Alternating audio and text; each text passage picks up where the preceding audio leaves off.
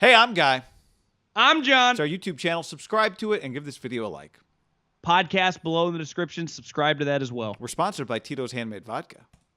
Yes, we are. They're the sponsor of the podcast, sponsor of the YouTube channel. Go make yourself a cocktail. Try a Tito's kickoff with OJ soda water and some Tito's. Don't forget, savor response. Tanner Muse got cut. I don't know if you're aware of this. He was the Raiders' third-round pick 2 years ago. Never played a snap for them. Lindbaum Jr., remember him, also never played a snap. He was a third-round pick before them. This comes in the draft around the time that Mike Mayock, who we both like, said that he didn't say shooting fish in a barrel, but basically third-round picks are like stealing, I think was his line. Yeah, he said stealing should be able to get starters in the third round. We had three third-round picks, correct? Maybe he just meant if we have three, we're going to get one. Maybe that's what he meant. Well, yeah, and that's what they got. They got Brian Edwards, right? Because now, I mean, he didn't play much last year either. Lynn Bowden was we think everyone's blowing him. We'll see when the games actually start if he can play. We'll see when Marlon Humphrey's over him. You know, the guy that they say sometimes is better than Jalen Ramsey. If that guy's checking him, listen, Mayock. I read in the MMQB. The vernacular out there that he's going to be the fall guy. Like, what are we tweeted that? What are we talking about? This is a guy. Let's say Mayock did have more juice than even I'm acknowledging. He would have gone from drafting considerably different than the way he talked. Because, like we have talked about, he didn't just talk about the top 10 players. He was more passionate talking about mid-round guys, and he was good at it. And now he's just picking all the wrong guys. Maybe when you're on the firing line and you actually have to do it, it's much harder. But I'm putting this all on Gruden. And I think the Raiders, the dude that covers them for The Athletic, not Tafer, but they have a guy like under him, wrote a article today. Is it Reed? Tayshaun? Yeah, Tayshaun Reed. And it was good. Like, Derek has established himself now as a top 12 quarterback, right? And in Sando's tier article, he used the quote, like, if he became available, there'd be 10 teams lined up. Like, his value is well established. The value of his position, I don't know if you've been paying attention, pretty well established too, right? Like, it's no longer like, can we get a guy for like 18 mil? Like Derek and even Jimmy Garoppolo, like that 22, 23, 24 number got lapped years ago. The going rate for guys now, Dak Prescott, $40 million. So is Derek, now he's claimed, I wouldn't play for anyone else. It's like, does he really live by that if someone else wants him? I don't know. But like the Gruden, to me, it just all goes back to Gruden. So now it's like their team, and we talked about Mayock saying a couple weeks ago that we should be a playoff team. I just don't see how their defense is very good. And I know the one thing they mentioned, I think, in that Sando article was like, is their offensive line going to be as good? Right, which was the strength of theirs for several years. I watched Mayock's press conference when he, right a couple weeks ago, right before, and one thing he mentioned, he's like, he didn't say shit, but we took a lot of heat for trading, the two guys, right? Rodney and Gabe Jackson. And he was kind of defending it like, guys, there's a salary cap here, and we had to finagle some stuff. And I'd go, Mike, I kind of agree with you, but it feels like you guys are always just kind of flying by the seat of your pants. And I wouldn't necessarily blame you, Mike. I'd blame the head man who's just always doing weird shit. I don't know much about Tanner Muse beside I text two scouts. They both thought he sucked. Their beef with him was like, in what world were you taking that guy in the third round? He went unclaimed today. Well, that's what I was about to say. Let's see where he ends up. Unclaimed. Now, he did have an injury last year. Played this year, but he's not injured now. I mean, he's an uninjured player. How many third-rounders would go unclaimed a year later? Unclaimed? Yeah, I mean, yeah.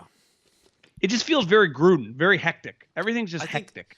The part about it to me that might turn out to be crazy when it's all said and done, especially like, okay, let's say besides Derek's their only non-hectic thing, I feel feels like Derek would re-sign there. John, let's tell the people about DraftKings. Sign up at DraftKings right now with the promo code HAM and get in our game. It's linked in the description below. How about a good night's sleep with our friends at sleepnumber.com/ham? Biggest sale of the year right now, sleepnumber.com/ham. Yeah, but would he sign like a 4-year, $100 million deal and just play for like $25 million? Well, they're going to have to afford a quarterback, so they'll pay him I mean, he'll get a raise. Can you see him on another team as a free agent? Could you see Gruden and Mayock? Let's say they go 9-8 this year, or 8-9, somewhere like that, and miss the playoffs. Giving Derek 30, and the crazy thing is, it's not really even his fault, but like giving him $37 million a year. Well, I think Gruden to me would be the one more likely to just go, nah, I'm going to walk away and make a change. I'll find somebody else and I'll coach that guy up. But we all know it's a lot harder to find somebody else, right, than you think. Like, you're saying Gruden would be cool with doing something drastic. Yes. I think Mike has to know it's really hard. And now, if they win 3 games and they're drafting 5th. Well, yeah, then the Derek status changes. It's hard to win 3 games with a good quarterback. I'm just asking, can you see Derek on another team? I mean, the answer, I guess, should be yes, but I don't think he's saying that just to say it to try to look cool. Like, I do believe him. Like, he is very, I think, loyal. Like, he's very tight to his family. He was all in on Fresno State by the time he was like 10 and like committed to him very early. And I still I follow him on Instagram because he blocked me on Twitter. Like, took a lot of pride in that Oregon game. Like, he was at home. All of his kids were in Bulldog. I just think he takes a lot of pride in things, right? Like what he's a part of. And he takes a lot of pride. Like, the Raiders drafted him. I do think it's easy to say. I do think he believes that when he says it. I do think it's different when it's like, hey, Ron Rivera and the Washington football team, they have an excellent team. Like, he's on the phone. They want to trade a first-round pick for you, and they'll extend you. Can you talk to Ron Rivera? Right. Well, Ron Rivera and Jack Del Rio, like, they want to bring you in. I would encourage him to explore those things. I'm not, but I also think, to your point, it takes. What do you do? Like, hey, Ron Rivera, they're going to trade a first-round pick. They're all in on you. Gruden doesn't want you anymore. Right.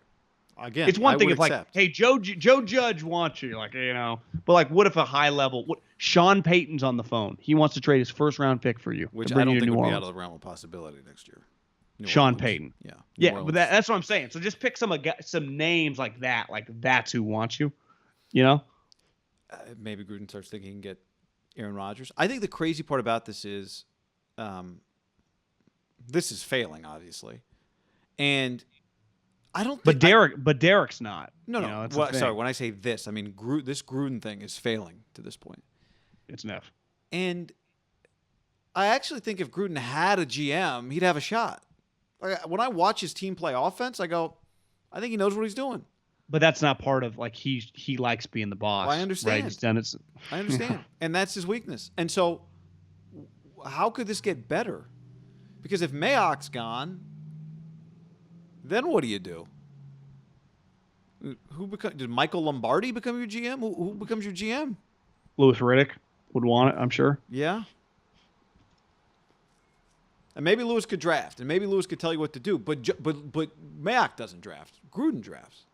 At the end of the day, yeah. I mean, I'm not saying Mayock doesn't make any picks, just like John But the Lynch coaches have to sign off on it before he can't.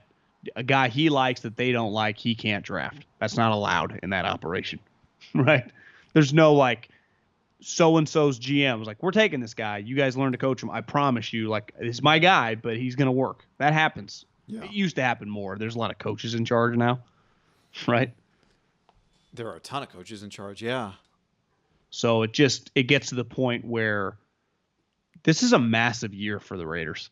I just think their trajectory of the organization. Not to mention there's some nebulous investigation going on the side, which we don't know exactly how much this affects anything, the future ownership of the team.